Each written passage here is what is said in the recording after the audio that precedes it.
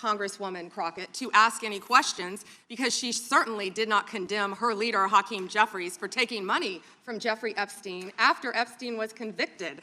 And I will be brief to give you your time, Congressman. This is what she didn't want to talk about.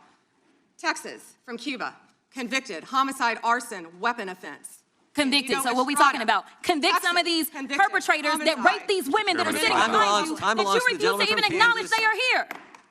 Time belongs to the gentleman from Kansas. Congresswoman Jasmine Crockett just launched into a fiery attack during a congressional hearing, accusing Attorney General Pam Bondi and the DOJ of corruption, cover-ups, and political targeting. But what happened next completely shifted the tone of the room. Has expired. The gentlelady is recognized.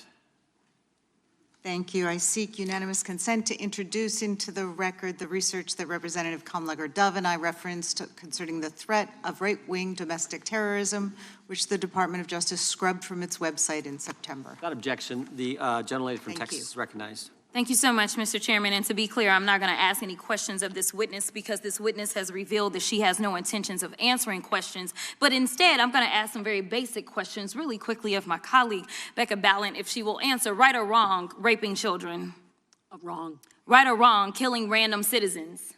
Definitely wrong. Right or wrong, enriching yourself as the sitting president of the United States? Definitely wrong. Okay, thank you, because I probably never would have got that with our witness. Our witness who somehow is a lawyer but does not understand how it works with witnesses. I'm not really sure what law school she went to and what all kind of cases she tried, but typically when you come into a space and somebody's a witness, then they sit there and they answer questions instead of asking questions. And then we also have this objection that we use as lawyers called non-responsive when a witness fails to actually answer the question. But nevertheless, let me address the survivors, because that's exactly who they are. They are not victims, they are survivors. Let me say thank you for having more courage and moral clarity in your pinky fingers than the entire Department of Justice. We are currently the laughing stock of the world, partially because of the failed leadership within the DOJ, as we see kings and queens falling everywhere around the world. But we don't know the basics of right and wrong in this country, because it's not about partisanship.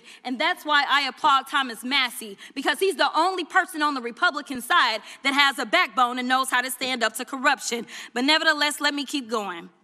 My Democratic colleagues have been attacked this entire committee hearing. They have been lied on, and frankly, the American people weren't looking for that. They were looking for answers about the corruption that they see coming from this administration.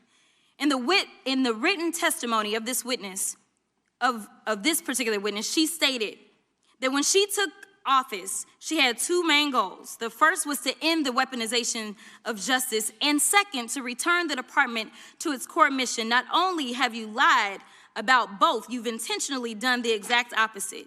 You're spending more taxpayer resources arresting journalists than you are prosecuting pedophiles and creeps. In fact, your boss, the President of the United States, stated that this administration, quote, took the freedom of speech away.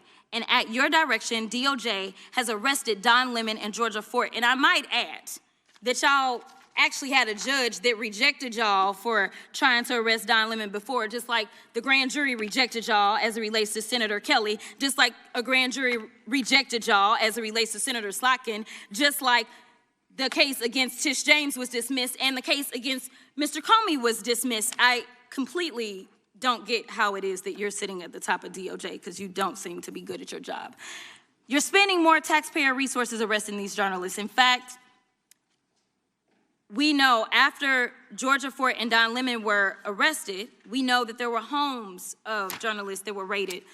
We know that threatened prosecution against students protesting your actions and forced tech companies to remove apps used to track ISIS activities. But let's circle back to you protecting pedophiles and creeps, because I want to talk about the president and his possible involvement with Jeffrey Epstein. Now, I don't know what the president might have done with Jeffrey Epstein, but unlike this administration, I believe that facts matter, so let's talk about the facts. Fact number one, Donald Trump is one of the most named people in the Epstein files. At least 5,000 files contains more than 38,000 references to Trump, his wife, or Mar-a-Lago. Fact number two, Jeffrey Epstein and Ghislaine Maxwell made young girls available to Trump on multiple occasions. For example, according to this file, Ghislaine Maxwell presented a young girl to President Trump who spent more than 20 minutes apparently flirting with her. Here's another example. This shows notes from FBI investigators that describe Jeffrey Epstein transporting a victim to Mar-a-Lago to meet with President Trump, where he bragged to Trump that, quote, "This is a good one." Now, I'm not saying that the president is a pedophile, but there is a lot of evidence in these files that suggests that he's very close friends with a lot of men who are pedophiles. What's crazy about all of this is just that this is a big cover-up. And this administration is engaged in it. In fact, this administration is complicit. But there are numerous others, like how the DOJ is attempting to obstruct justice in the investigation of the rogue agents who have murdered American citizens, or how the DOJ seized voter data from Fulton County in an attempt to steal the 2026 midterm elections, or how federal agents have Tom Homan on tape accepting a bribe and your agency killed the investigation, or how your agency is ready to give the president a $230 million payday, which is unconstitutional. The Constitution is clear. The president shall not receive any payment except his salary while in office. The fact of the matter is that you will be remembered as one of the worst attorney generals in history. An attorney general who has prioritized obstruction over justice, corruption over the law, fealty to the president over loyalty to the Constitution. And Mr. Chairman, I will yield. Gentlelady yields. Gentleman from Missouri is recognized. Excuse me, gentleman from Kansas, the Attorney General, former Attorney General, Mr. Schmidt is recognized. Thank you, Mr. Chairman, and General Bondi, thanks for being here. Did you have anything you wanted to say before we talk? I do. Thank you, Congressman. Thank you, my friend, for many years. I find it interesting that she didn't even want to try, Congresswoman Crockett, to ask any questions, because she certainly did not condemn her leader, Hakeem Jeffries, for taking money from Jeffrey Epstein after Epstein was convicted. And I will be brief to give you your time, Congressman. This is what she didn't want to talk about. Texas, from Cuba, convicted, homicide, arson, weapon offense. Convicted. So what we talking about? Convict Texas, some of these convicted, perpetrators that homicide. rape these women that are Chairman, sitting time behind you, time that belongs you to the refuse gentleman to even from acknowledge Kansas. they are here. Time belongs to the Texas. gentleman from Kansas. Mr. Chairman, could I have a few seconds You back bet, to make you up bet. for the yelling? Thank you. General, Thank did you have anything Congress. further to say? Texas, convicted of homicide. Cecil Joseph, from Dominican Republic. Texas, convicted for kidnapping, rape. Khalid Khan, from Afghanistan. That's why they want to talk about Epstein and not what's happening in their own states. Thank you, General, and thank you for being here. And this has been quite a spectacle to observe today. I think it's sad. I ran for Congress because I thought we had serious problems in this country we wanted to try to fix together, and this performance today, not yours, General, but some of my colleagues, has not shored up my confidence that we are up to the task. You and I served together for 8 years when you were Attorney General of Florida and I in Kansas. You served professionally. I'm glad to be able to serve with you in these new roles, and I'm glad you're there, both generally and today. Congresswoman Jasmine Crockett delivered one of the most explosive moments of the hearing when she confronted Attorney General Pam Bondi with a lengthy and emotional criticism of the Department of Justice, accusing the agency of corruption, political targeting, and protecting powerful allies. But the way the exchange unfolded may have changed the direction of the hearing entirely. Instead of using her time to question Bondi directly, Crockett opened by saying she would not even attempt to ask questions because, in her view, Bondi had already shown she had no intention of answering honestly. That immediately changed the tone of the hearing. Rather than a back-and-forth exchange designed to uncover facts, the moment became a direct political confrontation in front of the committee.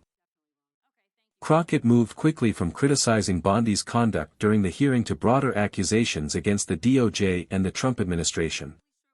She claimed the department was more focused on targeting journalists and political opponents than prosecuting serious crimes, and she repeatedly accused DOJ leadership of failing the American public. The intensity of the remarks escalated further when she brought up Jeffrey Epstein and alleged connections to President Donald Trump. Crockett referenced documents and allegations tied to Epstein's network, arguing that there were unanswered questions surrounding powerful individuals connected to the case. But politically, this is where the hearing appeared to shift. Instead of placing Bondi under sustained pressure through direct questioning, Crockett's extended monologue gave Republicans an opportunity to argue that Democrats were turning the hearing into a political performance rather than a focused investigation.